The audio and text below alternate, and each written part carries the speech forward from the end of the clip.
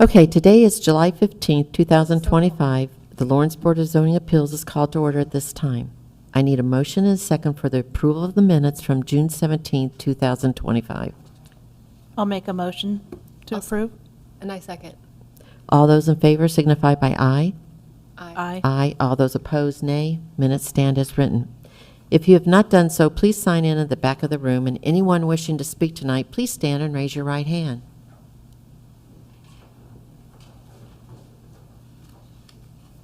Do you swear or affirm that the testimony you are about to give is the truth, the whole truth, and nothing but the truth? Answer with I do. I do. Thank you. Do we have any special requests tonight, continuance, withdrawals, or waivers? Okay, with there not being any, we'll start with new business. 25 LSV 10, 4700 North Post Road, partial 4002431, City of Lawrence, LCD number 2, Zone C4, AutoZone Development, LLC, Viva Joseph D. Cauldron, Barnes and Thornburg, LLP, request a variance of development standard of the City of Indianapolis Consolidated Zoning Subdivision Ordinance, Chapter 742, Section 07, 0.2, Table 742-202-2 for an AutoZone retail store on an existing parcel which is 5.5 acres in size, which is classified as an automotive, motorcycle, and light vehicle service or repair. Such use limited to lots no larger than 0.5 acres.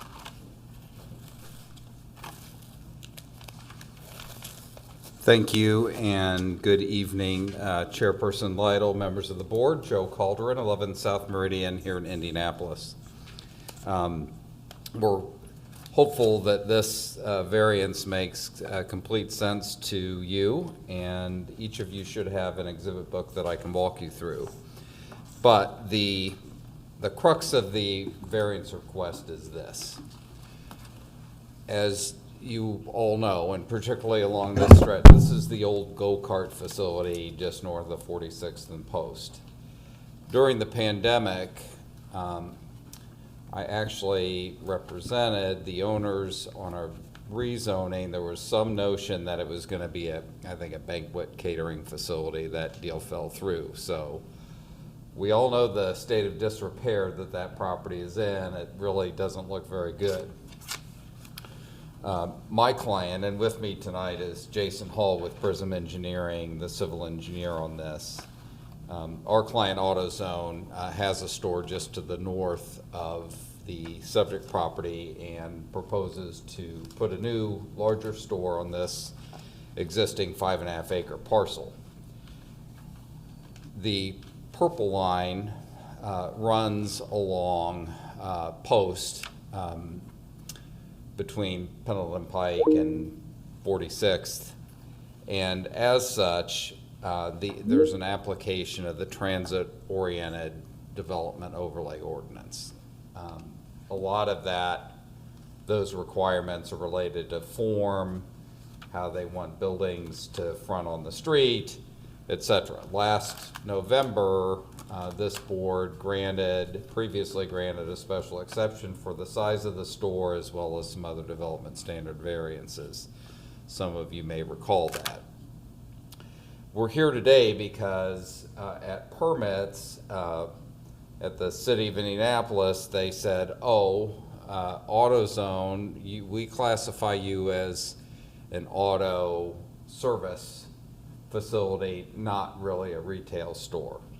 About a year ago, there was a different interpretation downtown, but be that as it may, we have to play by the rules that the permit folks enforce. So the long and the short of it is, as the secretary read into the record, is the transit-oriented overlay wants to limit auto repair and service facilities to 1/2 acre lots. Well, this lot is 5.5 acres and sorely needs to be redeveloped. The size store that was approved by special exception is more than 1/2 acre itself, so there's a tremendous practical difficulty. What we think that you will appreciate is the fact that if you turn to tab 4, and there's two plans that are folded, and if you unfold them, you will see the site plan, which is different than the configuration that you saw last November, really to the city's benefit. This plan essentially eliminates the parking between Post and the building, the west-facing building. The plan that you saw last November had parking along Post Road, and you can see that in tab 7. So we know that the city administration and perhaps even some board members wanted to see a little different frontage feel on Post. So that is now going to be landscaped green space if you turn to the second plan in tab 4. And in fact, if you look at this overall plan, we are, you can kind of see the outline of the go-kart track. We are actually a little more than 50% green space, landscape space with this site, which we think justifies the variance, because really the building and improvements, paving, et cetera, we're trying to minimize to the best of our ability while still meeting our code requirements. So as you can see, this is a very large parcel in and of itself. It's clearly more than a half acre. It's in existence today, and that's really the variance that we're seeking, is just to be able to develop this parcel, which is larger than the 0.5 acres. The other point I want to make is that AutoZone, we consider really to be more of a retailer than a service facility. They do help people that come in and say, hey, I got a headlight out, things like that, but they don't have service bays or anything. They don't do oil changes and things like that. So it's really more of a retail store, which would not necessarily fall within this half-acre limitation. You can see what the store would look like in tab 6. It would be very attractive, good quality materials, plenty of glass storefront, etc. And for posterity's sake, I did include a copy of the letter that Renee had drafted following the board's approval last November.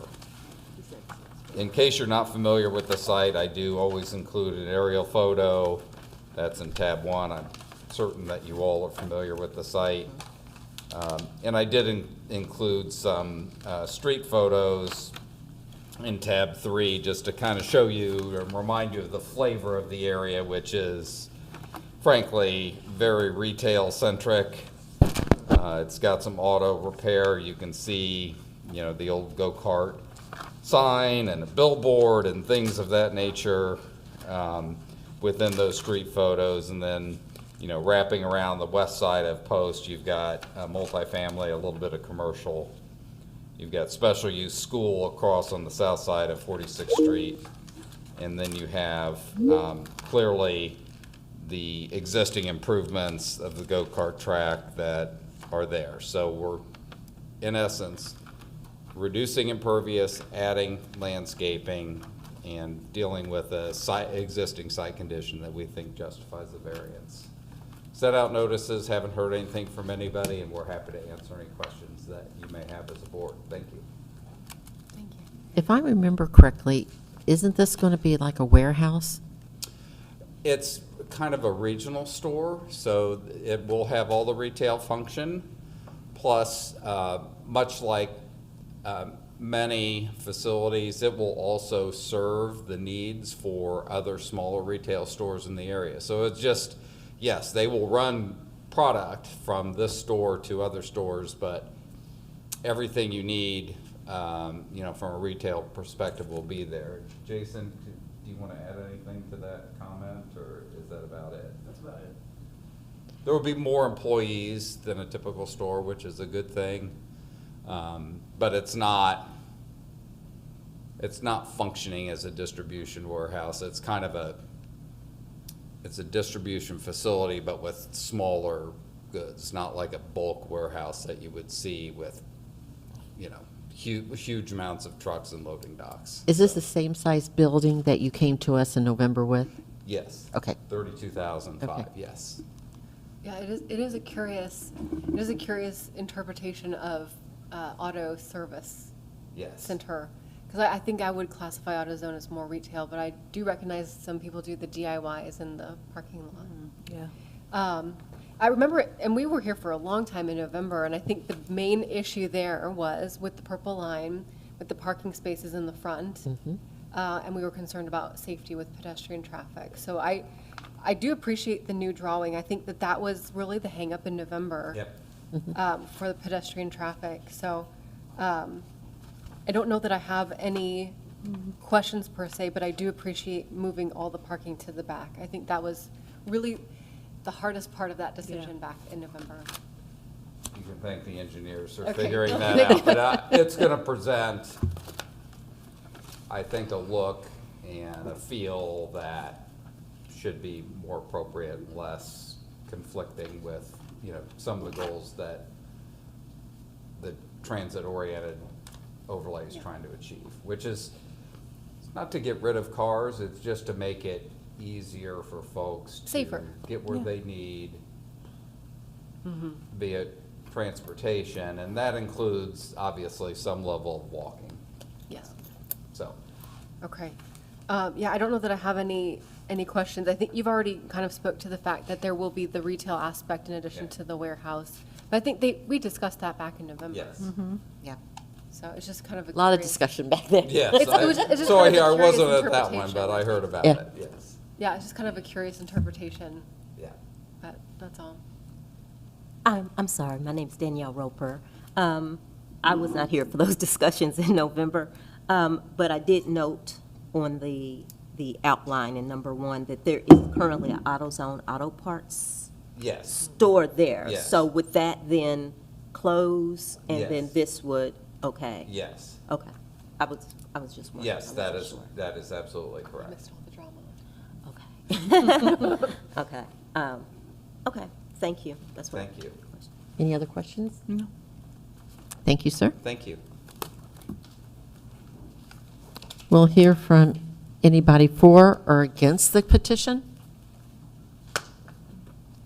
Did he get sworn in? Were you sworn in earlier? No, ma'am, I just got here. Just upon. Do you swear or affirm that the testimony you are about to give is the truth, the whole truth, and nothing but the truth? Answer with I do. Yes, ma'am. Okay. My name is Joseph West. I'm born and raised here in Lawrence, and actually, Poster Rec was my first job. So I had noticed the signs got sort of hidden from public view on this meeting and took a photo. And hearing what you guys explained of your worries of traffic being on the west side, the parking issues, you said that was going to become open green space on the west side On the facing west. towards Post? Yes. Okay. My inquiry here today would be, I know the previous owner of Poster Rec, although nothing happened with the property, they had spent a deal of money redoing the putt-putt course there. If that's going to become green space, would it be so hard to keep the putt-putt course as a part of the facility to kind of bring back or keep a little bit of the old with something new going there? Because it would save you money on the landscaping for that. I don't know. That's a good question. Are you aware of the existing? Yeah, that area is actually where our stormwater detention Yeah. management is. Yes. Well, they have a pond there already that was in the center of that. Could that be worked into your stormwater so that is, could you use that storm drainage as the pond? I think due to the size, probably more, I think maybe from a liability standpoint. It was just an inquiry of mine. No, that's a fair question. Yeah. Because I know, yeah, the person that, I think it was bought by a church group at one point, the last, people, I used to know his name and have his number, but they had been redoing that to bring funds to help redo the whole thing. And then I know there was a water main break one winter, and after that, I never really heard from them again there. I don't know that it's a problem if somebody wanted to reclaim the, put improvements and relocate it somewhere else. I don't know that it would work on Yeah. this property. Yeah, no, I was just trying to keep from what you were saying with that being a green space. Yeah. Now, it was like everything you were saying kind of fell into what I was trying to Sure, of course. make a statement Of about, course. but Yeah. that's all I came in for today. Not a Okay. problem, thank Thank you. you. Thank you. Anybody else here for or against the petition? Counselors? We'll hear from the City of Lawrence. Renee? Good afternoon, Renee Raffla, Interim Director of Public Works. The city is in support of this petition. We were in support of it back in November when it was first heard. We greatly appreciate the revision and moving the parking lot to the other side off of Post Road. That's a really big ask that we did and that they've accommodated. This is just a formality. We thought that we had all the Ts crossed and Is dotted, and then when they went to Indianapolis, they came back and said, oh no, we think you need this one more thing. So we would appreciate it if the board would support this and do a favorable vote. Thank you, Renee. Any questions for Renee? No, ma'am. No, thank you. Sir, do you have anything else to add? We do not, thank you. Okay. Then the board be ready to vote? Yes. The board will be voting on 25 LSV 10, 4700 North Post Road, AutoZone Development, request for a variance of development standards of the City of Indianapolis Consolidated Zoning Subdivision.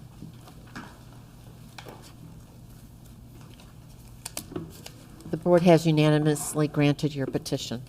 Thank you very much. Thank you. Thank you. Now the board will hear 25 LUSV 11, 9140 Harrison Park Drive, partial 4001638, City of Lawrence, LCD number 3, Zone DP, 9155 56th Street, Indiana, LLC by Pivotal Housing Partners request a variance of use development standard of Chapter 742, Article 1, Section 3, to permit development of residential use consistent with the D9 zoning for a 37-unit age-restricted senior housing. Go Good ahead, evening. sir.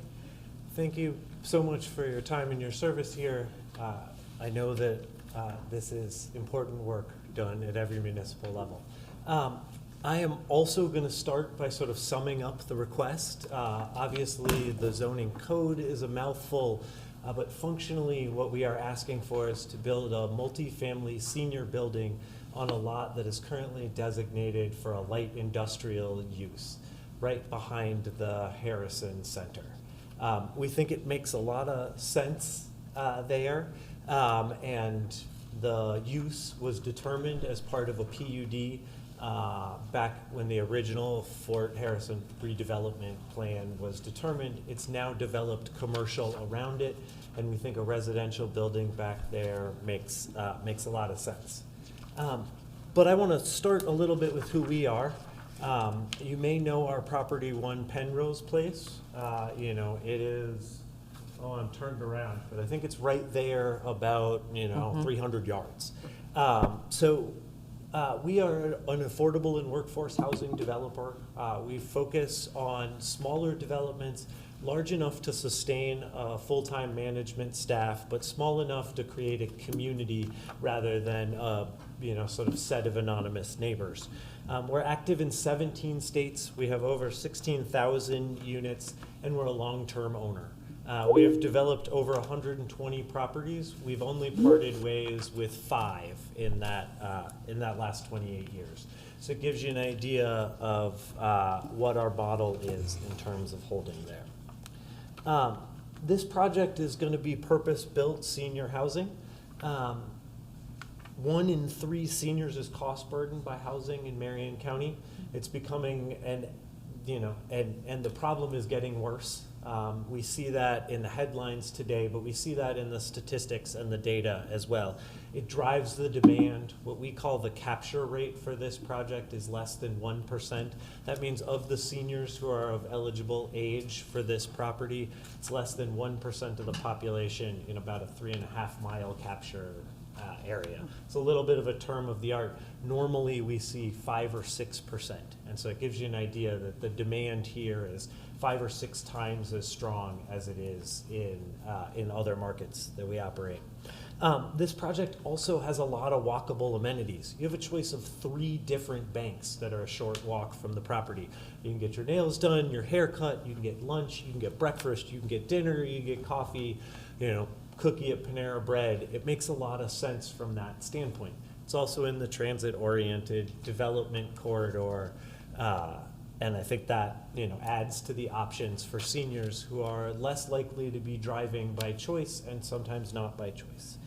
And so then the last piece that I think this really makes sense, and it was in our petition, is this lot doesn't really make any sense for light industrial anymore. Given those neighbors, those commercial kind of neighbors, you wouldn't want trucks coming in and out of this lot. It may have made sense, in 2007 when the Village at the Fort plan was written, but now, given the development that's happened around it, this I think is the highest and best use of the property. And so, we're trying to respond to a need. We know that seniors prefer 1-bedroom apartments, so we're very heavy on that one. We have provided 1 parking space per unit on the site. That does meet the code, so we don't need any variance related to that, but it is good to know that the declarations of that shopping center give our tenants and their guests access to the parking that's just adjacent behind the Harrison Center. If you're familiar with that site, there's that little, that old bank teller building that sits out there, and then a parking lot that provides a great deal of additional parking for our residents. It is a small site. We are not maximizing the density on this site, though. The D9 zoning would allow us to do up to about 50 units, but just the practical site size and layout, in order to get the parking and unit mix that we were looking for, we didn't need to maximize the density of that zoning. So I kind of wanted to point that piece out. And then my next 2 pages are just pictures that we can come back to if they make sense. They are conceptual in design. We have not gone through full architectural design. We've reviewed the codes, and these, I believe, meet all of the requirements of the planning overlay, but we're open to comments and still need to work with village staff to find the right palette and colors and final design. And then there's a little bit more of a detailed site plan. This is also in your packet. It has some of the dimensions to confirm that we meet all of the other requirements. Again, this variance is just for the use. It doesn't require any other variances once that use is granted under the PD. And the next one is our floor plan, also available in your packet, but I wanted to call out that we do have, your typical amenities. There's a community room with a kitchen, a computer center on site. We strive to provide light touch supportive services, right? We want to build a community at our properties. We found the best ways to keep it clean, to keep it well maintained, and to keep tenants in long term is to have them really appreciate where they live and think of it as home, not an apartment or a house. And so we really strive for that. We plan fun stuff in the community room. We plan outreach stuff. We've already been talking to some of the service providers in the area about what the options are.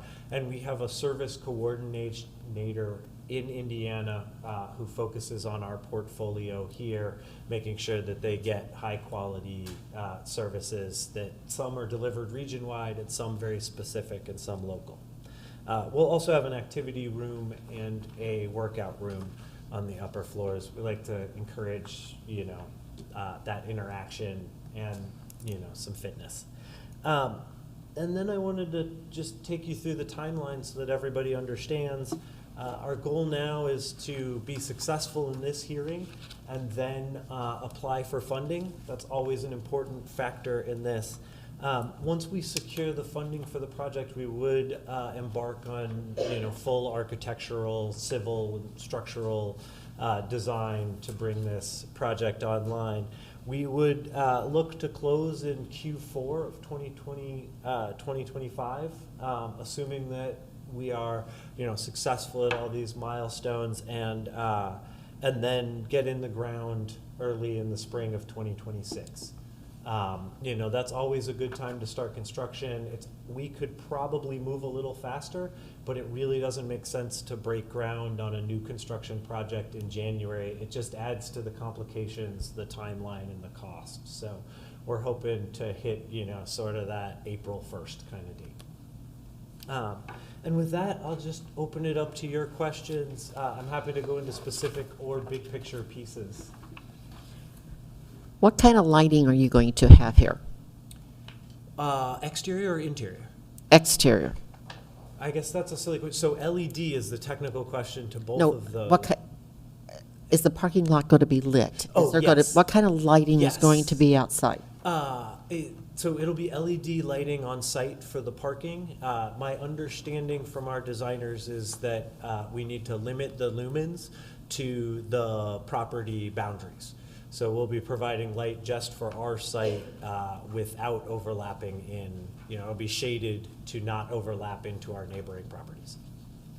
And when you say affordable housing, can you define that? Exactly what do you mean by that? It'll be limited to folks who make at or below 80% of the area median income. And that does change, that number changes annually, but there will be an income verification process for each resident who applies to make sure that they meet that qualification. And what are we looking price-wise for these, for the most part, these units? The one bedrooms, I think, are likely to come on just below 900, and the two bedrooms probably about 1,100, one side or the other. Will this be funded by the federal government or any federal? We are seeking low-income housing tax credits, which is part of Section 2 of the IRS code. The parking lot in the back, sorry, you guys. No, you're fine. The parking lot going into the Harrison Center, okay?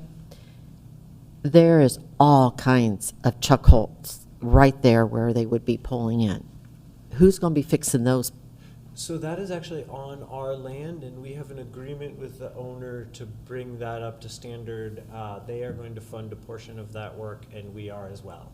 That driveway is part of an easement, so it will remain access for the entire development, but we wanted to make sure it was brought up to a, let's call it, brand-new standard with our brand-new building. I cannot, however, speak for the rest of the property.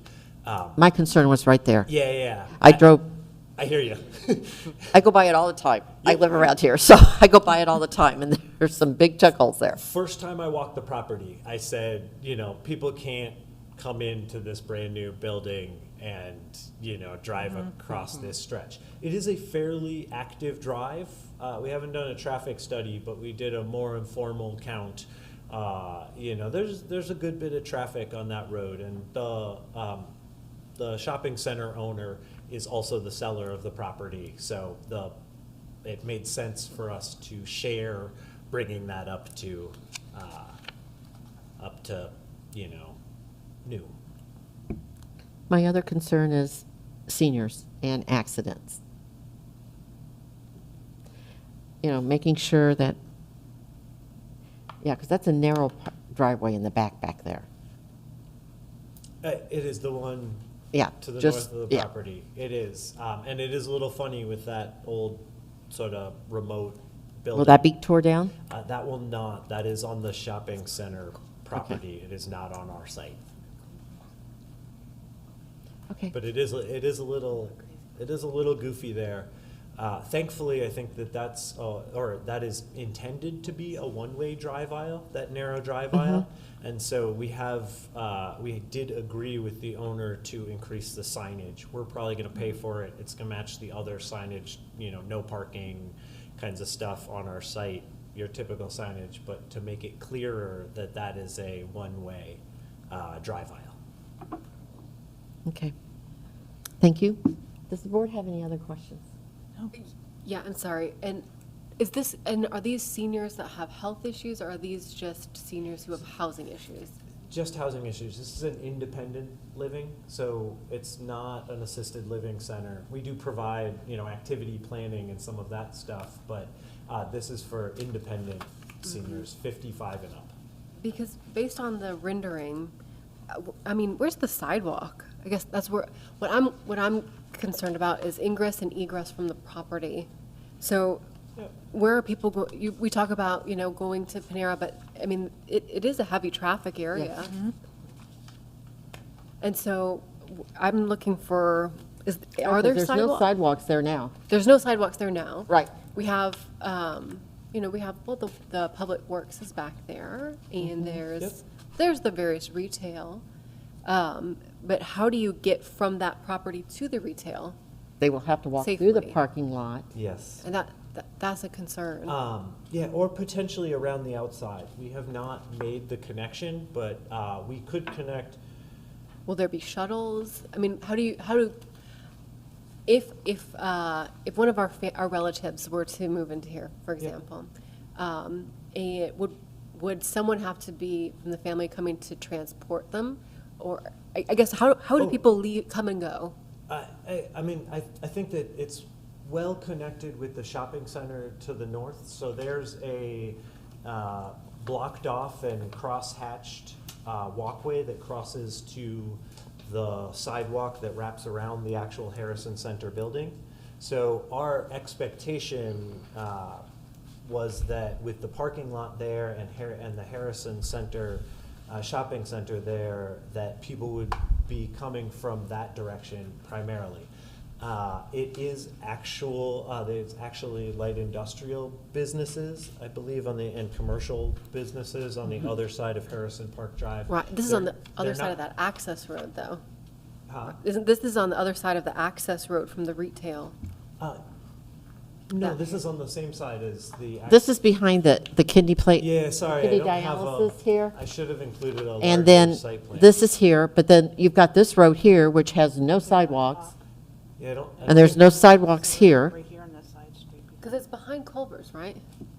No, it's a little It's bit, more next to Culver's. Sorry. It's. If you look at the North staff side. report, Yes. It's on the staff report. there's a base map that gives you the lot outlined in yellow. Yeah. So you would not have to cross any roads to access the retail. You would have to cross a road to reach Culver's. Oh, I see. Thank you.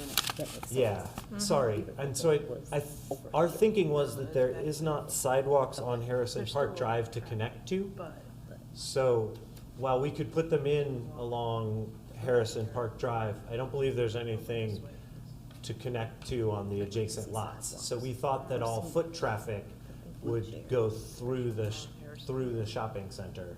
Yeah, through the parking lot. Yeah, as opposed to a dead-end sidewalk. There is, as I said, it is a blocked off and cross-hatched, it's a well-marked pedestrian walkway through the parking lot, but there's no getting around that it would require walking through the parking lot to reach the Harrison Center and the rest of the retail in Because that center.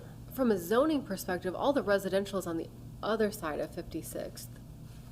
And you're saying you disagree with the zoning of being light industrial?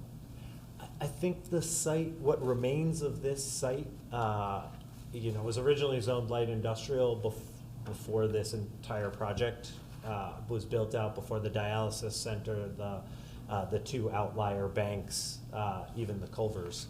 And so all of those are under a variance for their use. And I don't think it makes sense to put a light industrial next to a dialysis center, a bank, and a nail salon. I think the traffic would be of a much different nature. You would have, you know, trucks going in and out on an already narrow drive aisle.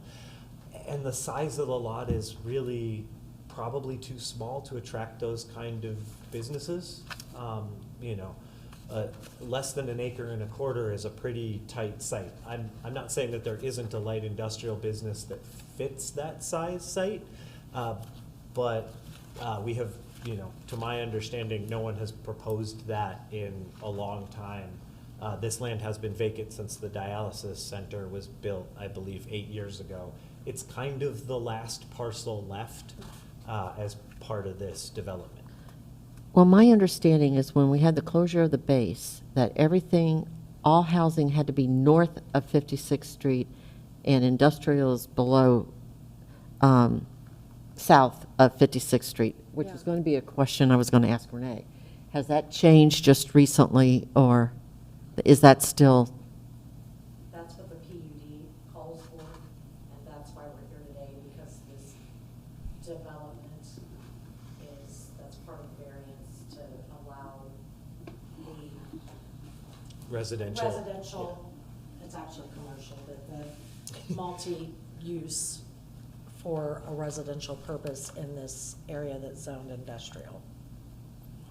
But any project for this lot would have to come before the board unless it was light industrial and met those requirements. He's not wrong in that the size of the lot is a little more difficult. We have talked to the reuse authority and they're in support of it. And so is the city when we get to my part. But lighting, you had asked about, Becky. They will have to go through plan review, and that is one of the requirements that we look at. And the lighting will have to match. It's the Washington style that's throughout the fort. That's part of the PUD and can't be varianced. What about the brick? That all, the brick, the windows, the color of the shingles, all of that will be determined by the PUD. We're not asking for exception to that. Right. Okay, but I thought the reuse had changed it to change the brick to what the commercial building is down here where Giacomo's is. That falls within the parameters of what was allowed in the PUD. Okay, And, I mean, they'll have to provide samples of the Okay. colors and the brick and the asphalt shingles and the windows. All of that will have to conform to what's around it okay, and meet the standards. What we're asking for today is permission to build a senior living facility in an area that was originally designated for industrial. okay. And that's really the only variance that's needed for this development. I mean, it would almost be safer if they were homebound seniors with health issues, because then I wouldn't be concerned about walking through parking Right. lots. And so, I'll You be honest, can- I have a lot of You concerns. can provide, if you guys wanted to, a commitment that there will be pathways laid out, hatched or whatever. Maybe they could put in caution signs, kind of like we do at regular intersections where you push a button and there's yellow or red lights or something, if you guys wanted to go that route, if you're, We certainly want everyone to be safe. I recognize the limitations of this lot. It is largely surrounded by parking lot. You know, I do think there's a possibility for egress through the dialysis center, but even that would take you through a small parking lot before you met up with Well, sidewalk. I mean, I think the problem is the safest time to walk through the parking lot would then become at night. Because there's office buildings up here, so when the office buildings are closed, then there would be less traffic. And then they're no walking in the dark.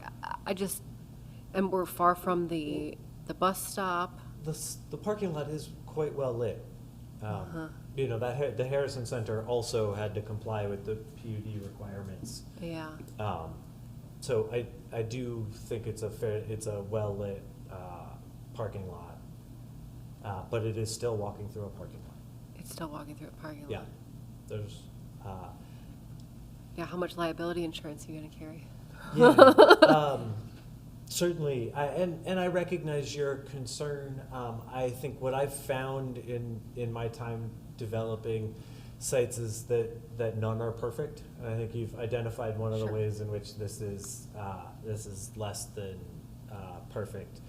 But I do think it's a manageable situation. I think the owners of the Harrison Center obviously want everyone to be safe in their parking lot too. So, I think I can speak from them when I say we can, take the measures to make sure that it is as safe as possible. But they do need that parking. It's not like we can turn Yeah. it into a green space. Well, and I think the Fort's a great place to live when you're retired. My own parents live, they live in Boston Commons, which is on the other side of 56th, and you can walk through the Fort Bend, and you can walk through all the different restaurants.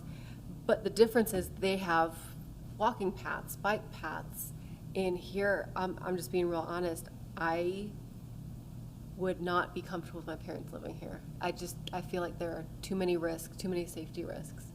So, I don't know that anything changes for me. Paths, more lighting, because I think the risk is the location for me. Just being completely honest. Is there a use that would make more sense because it presented Well- less pedestrian risk? Yeah, like I said, if it was homebound seniors that were not coming and going, I think that would be, for me, less, because now we don't have people ingressing, egressing. I was just thinking of the other uses in that center. There's pedestrian traffic. I was trying to understand if there was comparable use. I think homebound seniors is a good example. And that's kind of why I was asking at the beginning, is this for seniors who are looking for homes, or is this seniors who are needing medical service? Because if seniors are needing medical service, you got the dialysis center right there, you've got physical therapy back there, there's different, and then you have everything's right over there, the community stuff. Absolutely, those amenities are So, great. I think get for- it. I for and, sure yeah. understand, it, but for me, it's the safety risk. Any other questions at this time? No. Thank you, sir. Anybody here for or against the petition?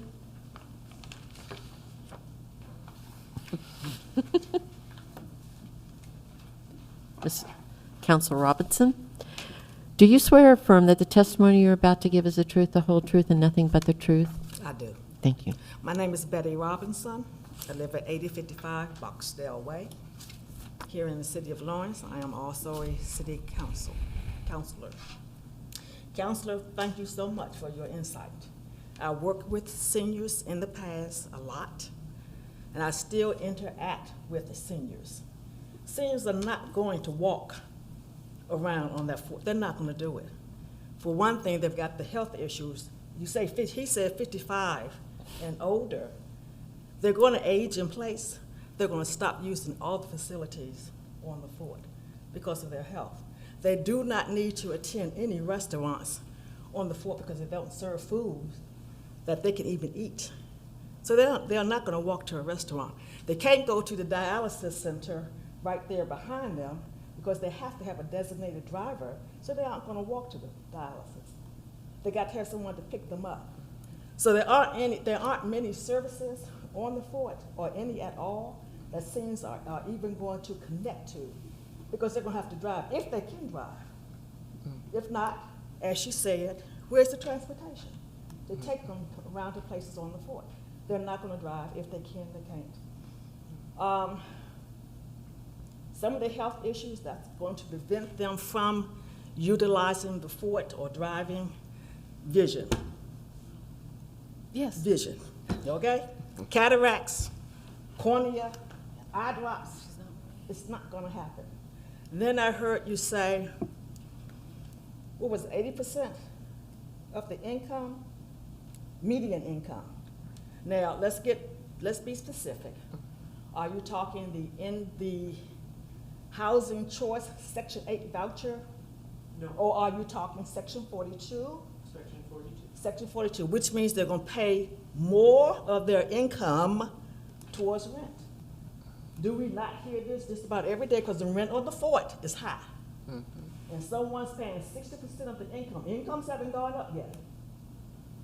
Or are we talking, we aren't talking low-income people then? Because Section 42 is not cheap. It's not cheap. That's not like Section 8 where you pay 30% of your income. It's totally different, ladies. Let me share that with you. They're going to be paying a lot more rent. Then where they're going to go after they are in-housed the second month? Trustee's office. I need assistance with my rent because they are not going to be able to pay it. Section 42 is not cheap. Who benefits from Section 42? The owner, not the resident. And I don't mean to cut into I don't mean to turn you down like this. Section 42 only benefits the owner. And it's not going to be 100% Section 42 in that building. Only a few select units are going to be Section 42. It's not 100%. It will be 100% section in 42. You guarantee that? Yes. I've I never seen guarantee it. that. But if that 37 happens, units. fine. I hope it does. I've just, and the rents, as I've stated, I think they're reasonable and below the market. And that's our goal, is to deliver a high-quality product at a below-market rent. I've looked at the rents. I think 900 and 1,100 are below market substantially. But you can't say it's gonna be 900 for the rent if a person is paying a percentage of their income towards That's the rent. not how Section 42 works. Section 42, we set rents, and we are not allowed to increase them more than 3% on an annual basis. Okay. So the We're gonna rents see you do that. stay low. We're gonna see you do that. Thank you for that clarification. Yeah. Thank you for that We keep clarification. them low, and we do it because those are the rules of the IRS. Okay. Yeah. So, and I hope that we Because get all these it things. is a tax write-off for the owner. So if what he is saying is great, that'd be great. Yeah. I We'll do hold think you it's to a- that. Yeah, you absolutely should. Okay. I- We do need transportation for the residents that are going to be living there. Because even that ingress and degress, is that It's on? coming and going. I can Yeah. just say coming and going. Is that on the curve? No. Is that Well, it entering, looks like- is that on the curve? No, it's No. in the parking lot. It's Yeah, in the, Where is that? We didn't want them coming out on the main Fort Harrison Drive. Right. We're utilizing the parking lot because we didn't. it's all want- parking lot walks. Yeah, we didn't want to increase traffic or add another driveway on that. So Yeah, I mean, this is I the see there's a lot you're talking gazebo, about. so, This is the you know. And they're common gonna be drive, coming, and then there's. on the gonna- main street. Yeah, I just don't And see then any let me show you See, there's the like the little gazebo. plan. So Here's I where think that we- little building is, the kiosk Because like, is right there. This is the entrance Becky was talking about, and then this is that drive that goes to the Harrison Mm. Center. yeah, it's a sticky puppy Okay. pee-pee. That's good. Okay, Feeling it. I'm done, ladies. Okay. Thank you for the time. Thank you. Thank you, thank you. Is there anybody else for or against it? Renee, the City of Lawrence? Renee Raffalet, interim city director of Public Works. I've already told you our position on it. For the record, we are in support, and so is the Reuse Authority. They would have to go through plan review, meet all of the requirements for the Reuse Authority for lighting, parking, all of that. Did you have any other questions that haven't already been answered that maybe I can help with? I don't think so. I think I got all my answers. Okay, thank you. Petitioner, do you have anything else to add? Do you have anything for the petitioner? No. Okay, thank you. The board now ready to vote? Yes. The board will be voting on 25 LUSV 9140 Harrison Park Drive, 9155 56th Street, Indiana, the Pivotal Housing Partners request a variance of use and development standard of Chapter 742, Article 1, Section 3 to permit development of residential use consistent with a D9 zoning for a 37-unit age restricted senior housing.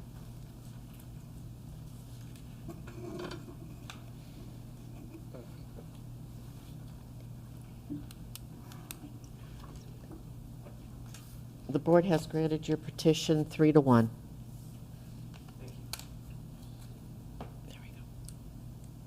If there's no other business, the Lawrence Board of Zoning Appeals is adjourned.